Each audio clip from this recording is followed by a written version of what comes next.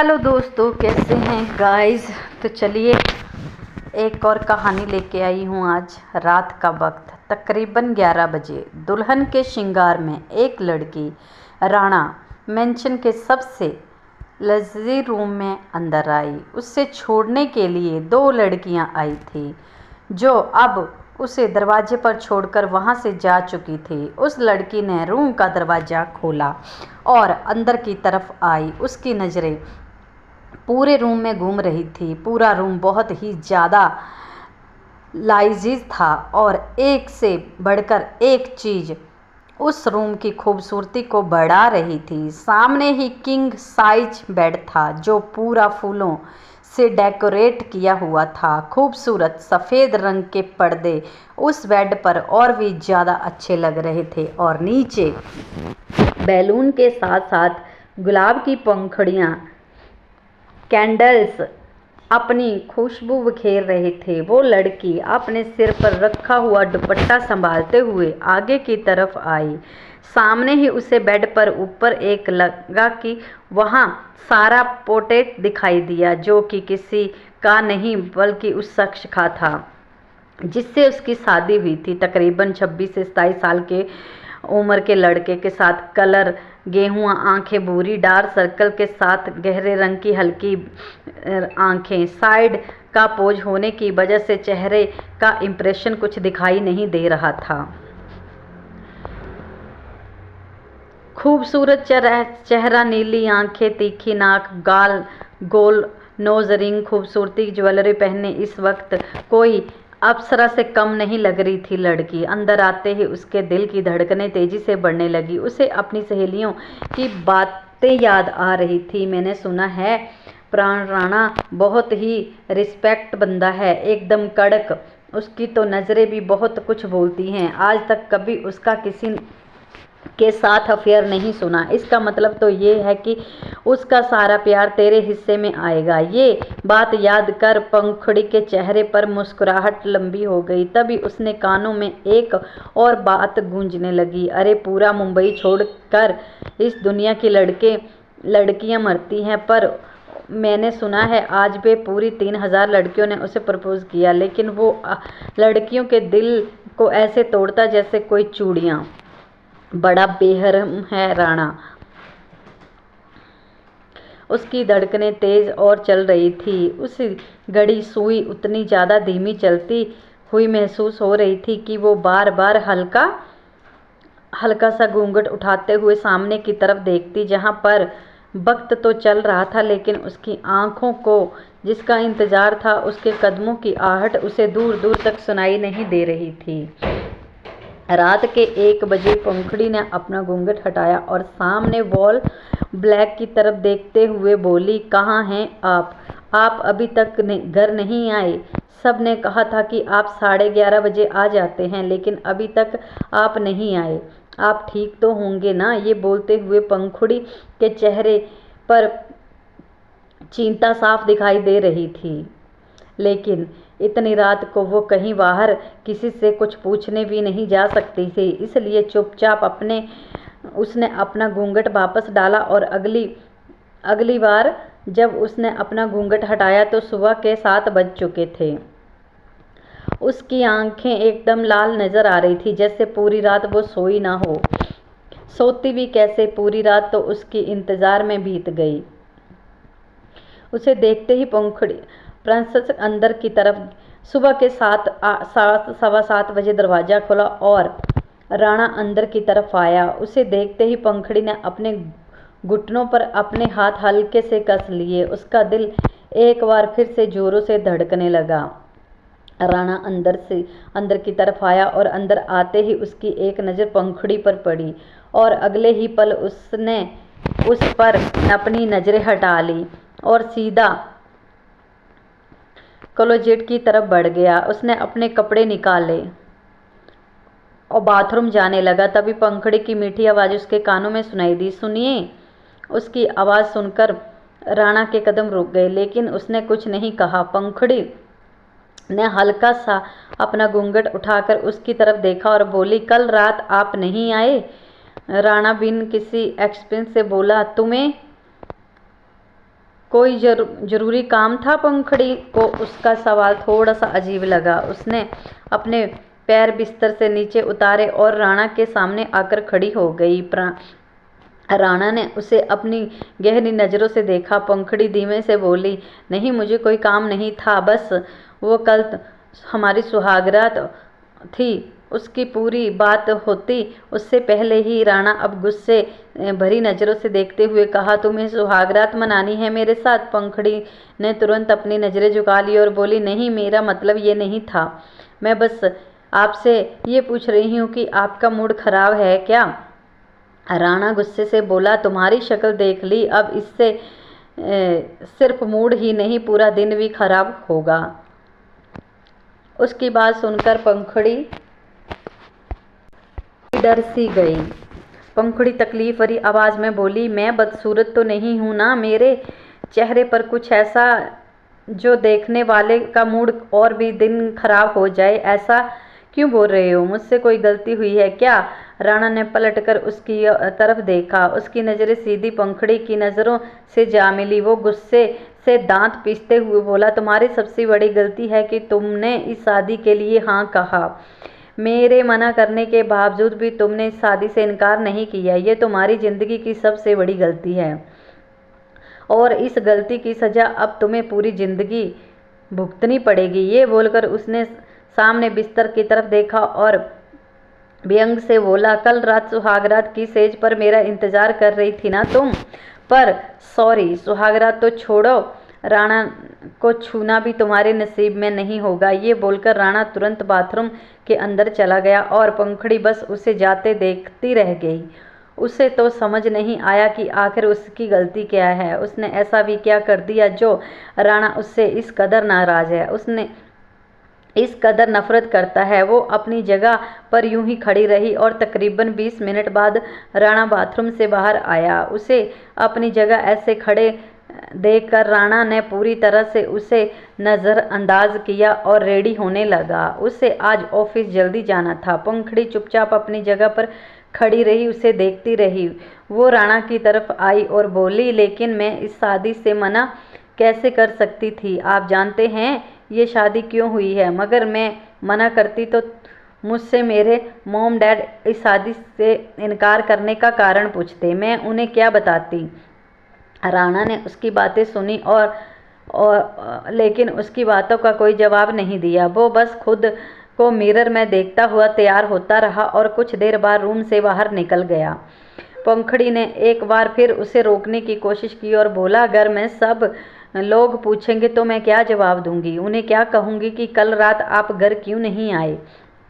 राणा ने उसकी तरफ पलट कर देखा और तिरछा मुंह मुस्कुराकर बोला, अब शादी तुमने की है तो ये तुम देखो, तुम्हें दूसरों को क्या जवाब देना है? राणा किसी के सवालों का जवाब नहीं देता और ना ही सामने वाले की इतनी औकात है कि उससे सवाल जवाब कर सके जिसका जवाब वो देना ही नहीं चाहता। ये बोलकर राणा तुरंत वहाँ से चला गया और पंखुड़ी एक बार फिर से उसे जाते ही देखती रह गई।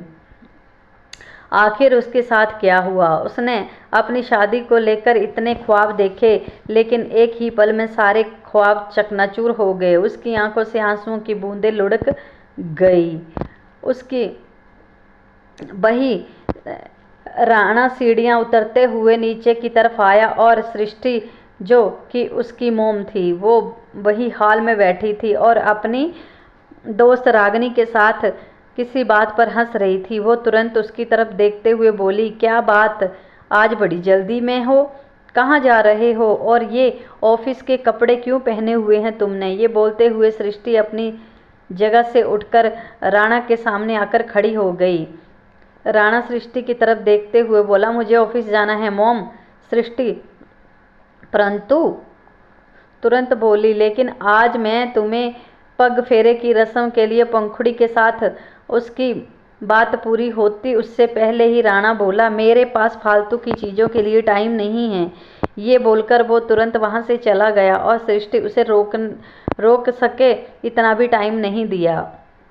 उसे लगा शायद शादी के बाद राणा बदल जाएगा, लेकिन राणा में जरा सा भी फर्क नहीं आया। वहीं दूसरी तरफ पंखुड़ी भी रेडी हो रही थी और आईने में अपने सामने खड़ी थी और अपने चेहरे को नवी नवेली दुल्हन जैसी कुछ नजर आ रही थी। उसके चेहरे की सारी चमक गायब हो चुकी थी।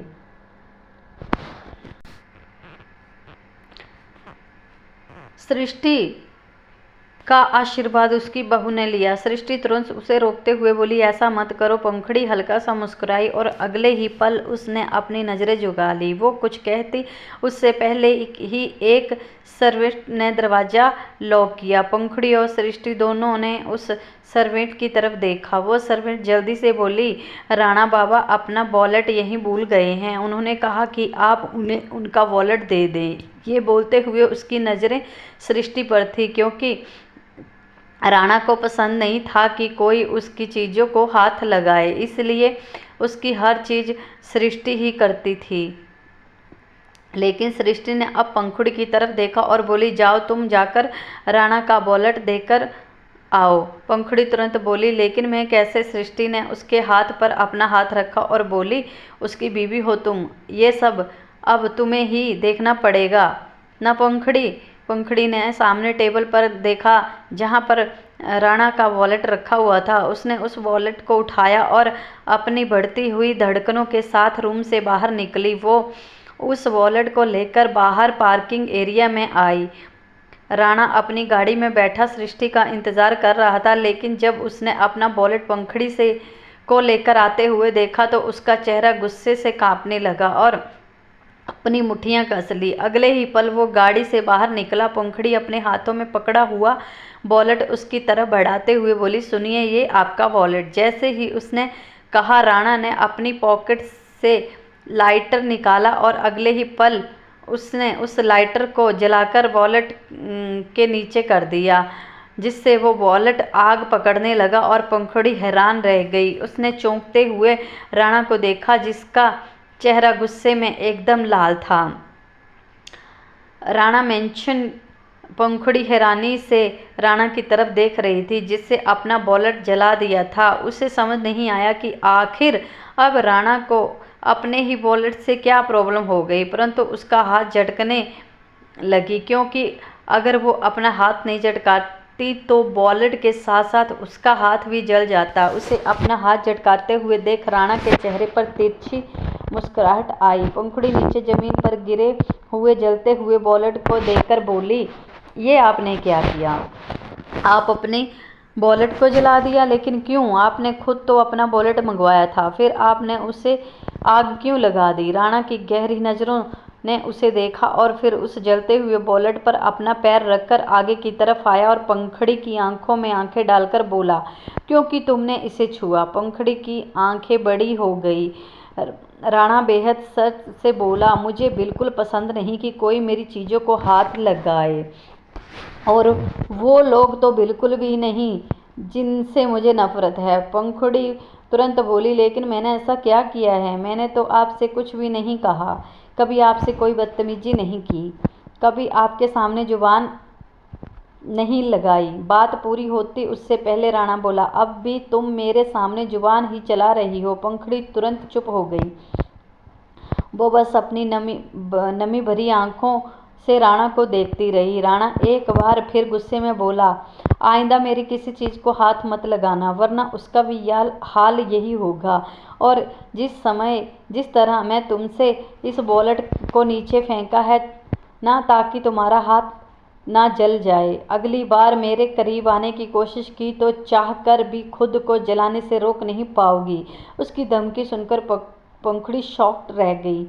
वो अपनी जगह पर खड़ी सुन्न हो चुकी थी और राणा अब अपनी गाड़ी में बैठकर वहाँ से जा चुका था। पंखुड़ी का दिल जोरों से धक धक धक कर रहा था। उसे तो अभी भी समझ नहीं आ रहा था कि आखिर उसकी गलती क्या है। तो क्या इस शादी के लिए हाँ करना ही उसकी सबसे बड़ी गलती है? लेकिन रिश्ता तो राणा मेंशन की तरफ से आया था। राणा की फैमिली ने रिश्ता भेजा था, जिस पर पंखुड़ी ने बस हाँ ही कहा था। उसे अच्छे याद से है जब राणा की फैमिली मेंशन आए थे। उनके साथ ही राणा की बुआ नताशा और उसके हस्बैंड तनुज भी आए थे। साथ ही राणा की दादी कुसुम जी और सब लोग आपस में बातें कर रहे थे। तभी राणा अपनी जगह से खड़ा हुआ और बिना किसी एक्समोशन से बोला, मैं पंखड़ी से अकेले में बात करना चाहता हूँ। ये बोलकर वो सीधा बाहर गार्डन के एरिया की तरफ चला गया। उसका ये बिहेवियर देखकर सब अटपटा से गए, लेकिन हर कोई जानता था कि राणा ज़्यादा किसी से बात नहीं करता है, इसलिए किसी ने उसकी बात को बुरा नहीं माना और पंखड़ी की मोम ने जल्दी ही पंखड़ी को उसकी बहन के साथ बाहर भेज दिया। बाहर आते ही पंखड़ी की बहन वहाँ से साइड हट गई और पंखड़ी जाकर राणा के सामने खड़ी हो गई। रेड कलर की कुर्ती प्लाजो में वो बहुत ही ज़्यादा खूबसूरत लग रही थी और कानों में पहने हुए सिल्वर झुमके तो उसे और भी ज़्यादा खूबसूरत बना रहे थे।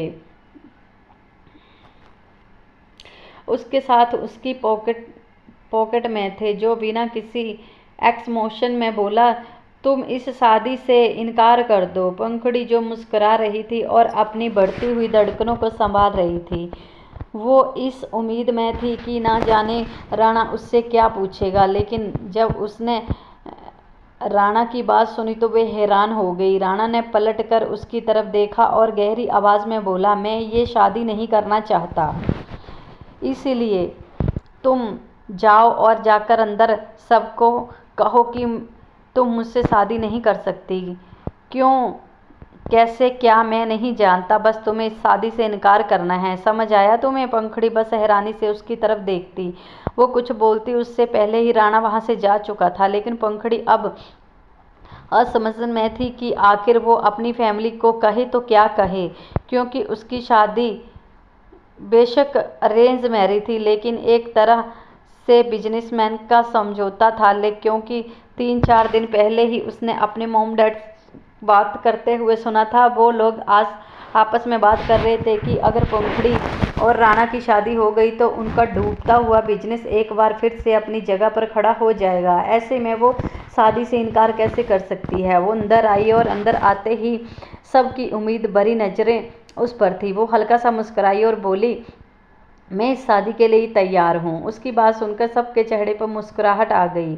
उस पल याद करते हुए पंखड़ी की आंखों में नमी आ गई। वो चुपचाप अपनी आंखों में आंसू साफ करते हुए अंदर की तरफ चली गई। वहीं दरवाजे पर खड़ी सृष्टि कब से वो सब कुछ देख रही थी जो राणा पंखड़ी के साथ करके आ गया था, और अब उसका चेहरा गुस्से में कांप रहा था। पंखड़ी कोई ऐसी वैसी इंसान नहीं है जो राणा की चीज़ों को हाथ नहीं लगा सकती कि वो उसकी बीवी थी, और एक बीवी का सिर्फ पति की चीज़ों पर ही नहीं बल्कि पति पर भी पूरा हक होता है।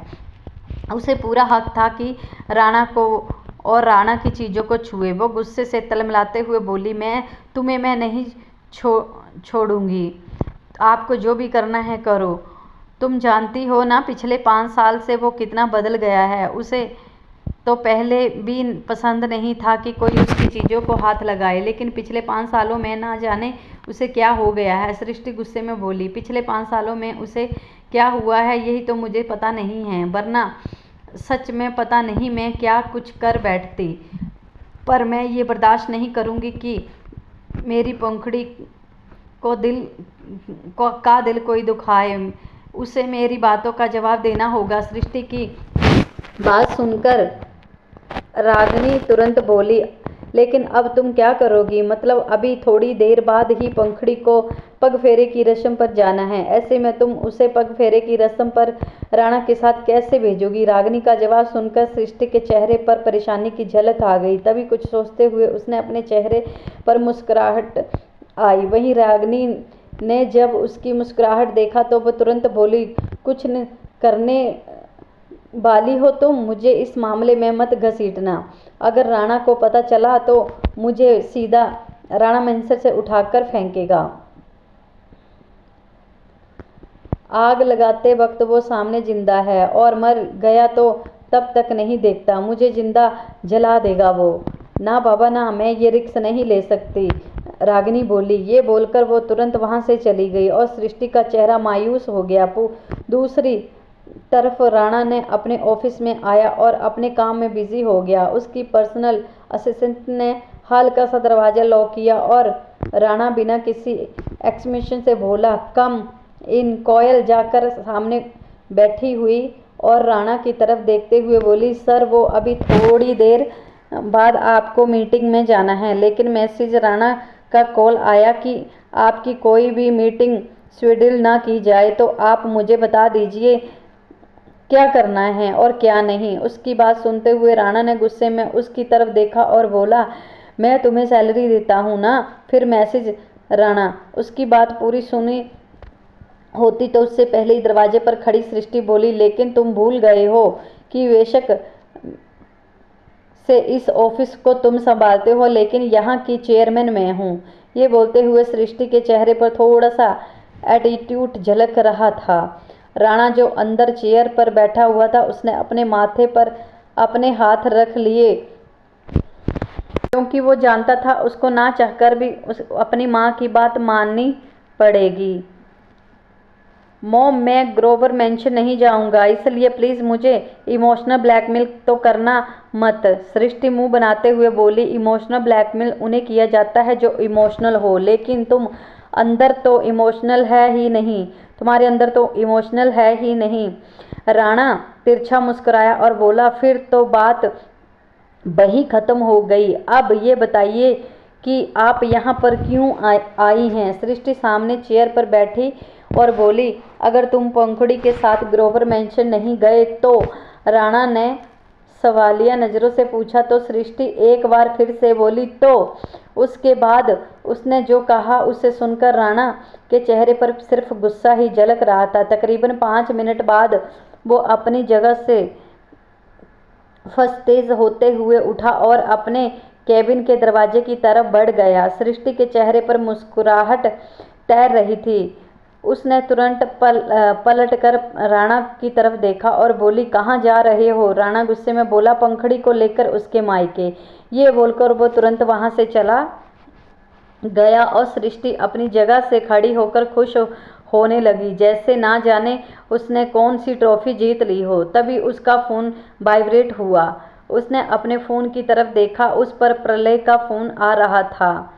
वो प्रलय की कॉल की तरफ देखते हुए बोली, हे भगवान, अब मैं क्या करूँगी। बेटे को तो किसी ना तरह मना लिया, लेकिन अब बाप को क्या कहूँगी। ये बोलते हुए उसके चेहरे पर परेशानी झलक रही थी। दूसरी तरफ राणा गाड़ी लेकर राणा मेंशन पहुंचा और पार्किंग में गाड़ी पार करने के बाद जोर जोर से हॉर्न बजाने लगा। हॉर्न की आवाज़ सुनकर अंदर के घर में बैठा हुआ शख्स जैसे अपनी जगह पर बैठा हुआ कांप रहा था। पंखुड़ी जो वही हाल में बैठी थी, वो सामने बैठी हुई कुसुम जी की रागनी की तरफ हैरानी से देखते हुए बोली, ये बाहर हॉर्न कौन बजा रहा है दादी माँ। कुसुम जी तुरंत बोली, तुम्हारा पति। जाओ जाकर उसका हॉर्न बंद करो। मेरा मतलब है कि जल्दी से जाओ, जाकर खड़ी गाड़ी के सामने बैठ जाओ। आज तुम दोनों पग फेरे की रस्म तो शायद वो तुम्हें लेने आया है। तुम गाड़ी में बैठ जाओ, मैं दूसरी गाड़ी का सारा इंतजाम करती हूँ, सामान भिजवाती हूँ। पंखुड़ी के चेहरे पर हल्की सी मुस्कुराहट आई, परंतु उसकी जगह से उठी और रागिनी और कुसुम जी का आशीर्वाद लेकर बाहर की तरफ गई। लेकिन बाहर आते ही उसका दिल जोरों जोरों से धड़कने लगा, क्योंकि उसकी नज़रें गाड़ी में बैठे हुए राणा पर थी, जिसका चेहरा गुस्से में एकदम लाल था। गाड़ी के सामने आकर खड़ी हुई। उसे लगा राणा गाड़ी का दरवाज़ा खोलेगा, लेकिन राणा हॉर्न पर हॉर्न बजाता रहा, लेकिन उसने गाड़ी का दरवाज़ा नहीं खोला। पंखुड़ी को समझ नहीं आया कि उसे क्या करना है। अचानक ही राणा ने गाड़ी स्टार्ट कर दी और राणा मेंशन के बाहर की तरफ बढ़ा दी। पंखुड़ी की आंखों में नमी तैर रही थी। राणा मेंशन ना जाने अपनी गाड़ी दरवाजे की तरफ बढ़ा दी। दोस्तों, आगे की कहानी आगे की वीडियो में सुनते हैं। आज के लिए बस इतना ही।